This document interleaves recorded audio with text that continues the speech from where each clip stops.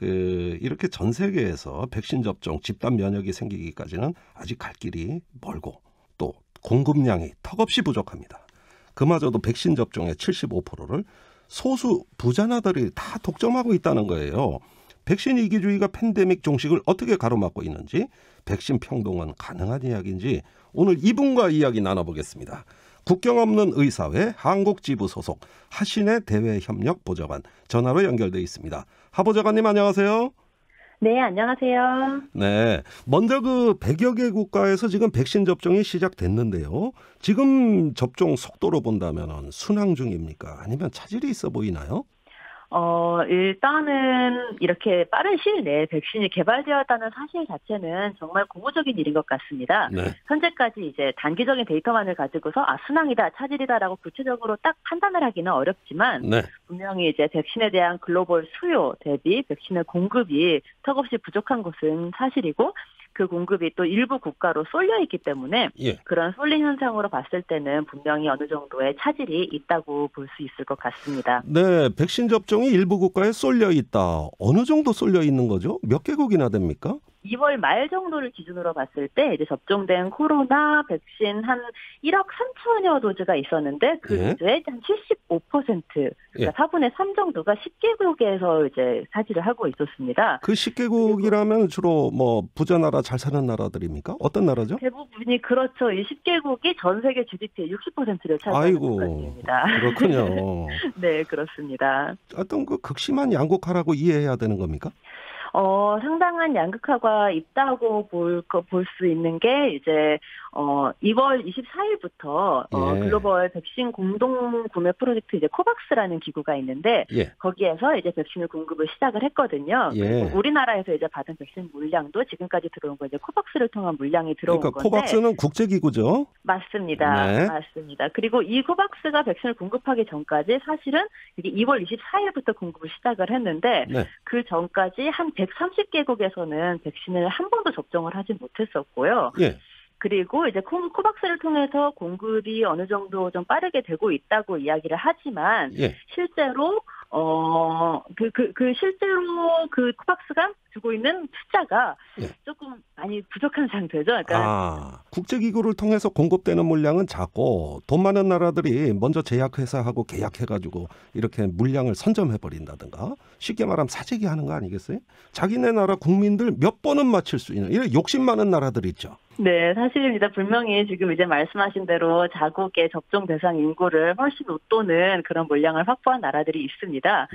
일단 캐나다 같은 경우에도 접종 대상 인구의 500%에 해당하는 백신을 확보를 했고요. 500%? 네, 맞습니다. 그리고 영국도 300%, 그리고 미국과 EU도 전체 대상 인구를 2번 이상 접종할 수 있는 물량을 확보해둔 상태인데 그 일부 기관들에서 집계한 거를 보면은 이 몇 개 지역들에서 확보한 그 초과분만 공유를 해도 전 세계에서 가장 큰 인도주의 위기를 겪고 있는 20개국의 예방접종 대상 인구를 전원 다 접종할 수 있다고 하더라고요. 그 정도로 지금 일단 초과분을 확보해둔 나라들이 굉장히 많은 것은 사실입니다. 이걸 뭐라고 불러야 됩니까? 백신 이기주의라고 해야 되나요? 백신 국가주의라고 해야 되나요? 이게 그 팬데믹 퇴치에 도움이 되는 행태입니까? 물론 도움이 되지 않죠. 분명히 도움이 되지 않고 그 백신 이기주의가 발생하게 되는 그 근원을 사실 짚어봐야 되는데 백신의 공급량이 일단은 절대적으로 부족하기 때문에 이 공급량의 문제를 근본적으로 해결하지 않으면은 이제 선진국들조차도 계속해서 백신 확보를 위한 경쟁을 하게 될 거기 때문에 이 문제를 공급의 문제를 해결하는 것이 지금 매우 중요할 것 같습니다. 네, 이 공급의 문제를 근본적으로 해결하기 위한 여러 가지 어떤 방법이 좀 있을 것 같은데요. 지난해 10월에 남아프리카 공화국하고 인도가 코로나 백신에 대한 지적재산권을 유예해달라는 요청을 했어요. 이런 지적재산권 면제도 바로 공급을 개선하기 위한 대책 아닐까요? 네, 맞습니다. 사실은 이 공급의 백신만이 아니라 이 지적재산권 자체가 이 코로나19 전체 팬데믹 상황 동안에 미쳤던 영향은 굉장히 여러 부분에서 볼 수가 있었습니다. 일단은 마스크와 진단도구와 치료제라 이런 것들을 위한 확보도 계속 해야 되는 상태거든요.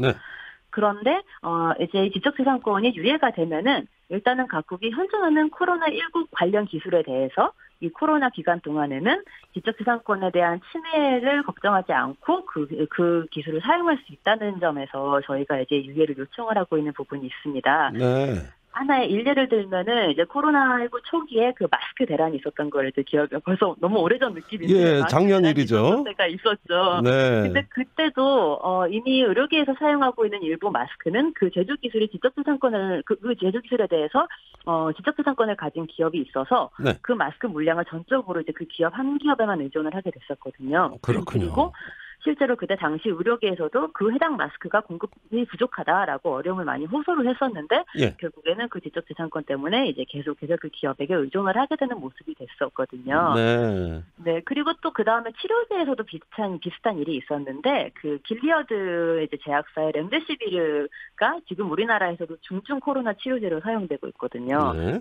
근데 이 렘데시비르라는 이 약도 한 70개국에서 이제 길리어드사가 특허를 등록을 해둔 상태고, 네. 그리고 그러다 보니까 이제 특허 때문에 복제약이 도입되지를 못하고 있는 거죠. 어허. 근데 사실은 아시겠지만 복제약을 도입을 하면은 당연히 그 시장의 원리에 의해서 더 많은 물량이 들어오고 저가로 들어오고, 그러니까 공급도 늘어나고 가격도 떨어지고 이제 그런 긍정적인 효과가 있음에도 불구하고 이 기업은 이제 지적재산권을 바탕으로 되게 제한적으로 라이선스 계약을 체결을 했어요. 예.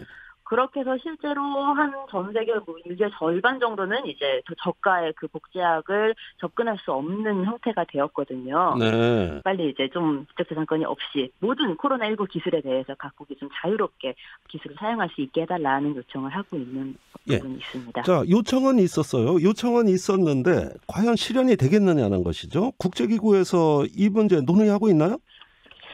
논의는 하고 있는데요. 네. 참, 네, 그렇습니다. 아이고, 하고 있는데 좀 뭐 별로 긍정적이지 않은 말씀이세요. 그 네, WTO 비용적인 상태인 것 같습니다. 예, 세계무역기구 신임 사무총장 은고지 오콘조 이웨알라 총장 지금 이 논의를 시작한다고는 했는데 아직까지는 뭐 희망적인 소식은 없는 거죠. 제가 알기로는 이제 어느 정도의 그 만장일치를 통한 의사결정이 이루어지는 게 일반적이라고 알고 있는데 예. 이런 부분에서 이제 몇 개 그 강대국들이 반대를 하고 있고 의견 수렴이 이루어지지 못하기 때문에 논의가 좀 많이 장기화되고 있는 상태인 것 같습니다. 알겠습니다. 지적재산권 특허의 장벽을 완화시키자는 말씀 계속 강조해주고 계십니다. 그러면 이런 방법 말고도 백신 보급량을 획기적으로 늘릴 수 있는 추가로 또 다른 어떤 방법 무엇이 있을까요? 네, 중요한 부분을 말씀해 주신 것 같습니다. 제가 생각하기에는 백신 공급량을 늘리기 위해서는 무엇보다 이제 백신 제조 가능 시설을 최대한 활용하는 게 매우 중요할 것 같습니다. 어허. 그 지금까지 이제 세계보건기구 사전 인증된 시설을 보유하고 있는 그 백신 제조사가 전 세계적으로 40개가 넘게 있고요. 어이구, 많이 있네요. 백신 제조사 네트워크라는 단체가 있는데 네. 거기에 가입된 백신 제조사도 40개가 넘게 있습니다. 어허. 그리고 또 특히 또 최근에 이제 파이저랑 모더나가 개발한 백신은 그 mRNA 백신이라고 좀 새로운 기술이죠. 근데 예. 이 기술이 백신 제조 시설이 아니라 일부 의약품 제조 시설에서도 그 제조를 할 수 있는 것으로 이제 알고 있거든요. 네. 그렇다면은 이 mRNA 백신 같은 거에 대해서 지적재산권도 면제가 되고, 그리고 그 외에도 중요한 거는 기술 이전도 좀 이루어져야죠. 그래야 이제 이 기술을 처음부터 다시 연구를 할 수가 없으니까 지적재산권과 그다음에 기술 이전과 노하우 공유 이런 것들이 좀 원활하게 이루어지면은 그러면은 그런 것들이 분명히 현재 있는 시설들을 바탕으로 더 많은 백신을 공급할 수 있지 않을까라고 네. 생각을 하고 있고, 지금은 무엇보다 정말 물량을 늘리고 그리고 저개발국들에도 빨리 공급을 하는 거를 좀 우선적으로 하는 정책이 필요할 것 같습니다. 네, 사실 간단한 말씀이에요. 아주 선명하고 명백한 거예요. 그 지식과 기술을 공유하자, 서로 이전하자, 이 말씀 아닙니까? 그러면 이런 얘기 듣는 그 제약 회사들, 공급을 독점하는 이런 기업들 입장에서는 또 반발할 것 같거든요. 실제로 많이 있고요. 예. 최근 미국에서도 32개의 제약사들이 그 바이든 대통령께 지적재산권 면제에 계속해서 이제 반대해달라고 요청을 하는 서명서를 제출했다고 들었습니다. 네. 그런데 이제 팬데믹 상황에서 사실은 기업의 이윤보다 더 시급한 문제들이 있는 만큼 좀 국가들 입장에서도 혁신적인 정책이 필요하고 기업들 입장에서도 조금 더 이럴 때는 이제 새로운 관점이 많이 필요하지 않을까. 이렇게 기업의 선의에만 기대해야 되는 이런 어떤 그 백신 공급 시스템, 뭔가 좀 강제할 방법이 없을까요? WTO 같은 국제기구나 또는 어떤 각국 정부의 합의에 의해서 뭔가 판을 바꾸는 이거 한번 기대하면 안 됩니까? 과거에 한번 이제 그 2001년도에 에이즈 퇴치를 위해서 그 도하 선언이 도입된 적이 있었는데 도하 선언.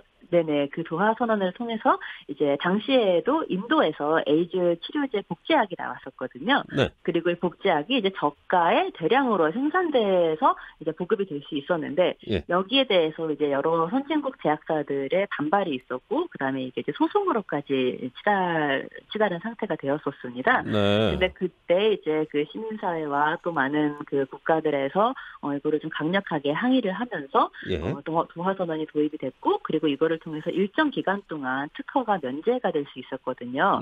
그러면서 이제 저가의 복제 의약품이 그 에이즈가 상관하던 많은 나라들에 이렇게 보급이 되면서 많은 목숨들을 살릴 수가 있었죠. 근데 그때와 같은 그런 연대라든가 그때와 같은 노력이 좀 필요한 상황인데 이런 협력이 이루어지지 못하고 있는 부분들이 좀 많이 아쉽습니다. 결국 돈의 논리와 생명의 논리가 충돌하고 있는데 이걸 좀 지혜롭게 빨리 해결했으면 좋겠습니다. 오늘 말씀 여기까지 듣겠습니다. 감사합니다. 네, 감사합니다. 국경 없는 의사회 한국지부 하신혜 대외협력 보좌관이었습니다.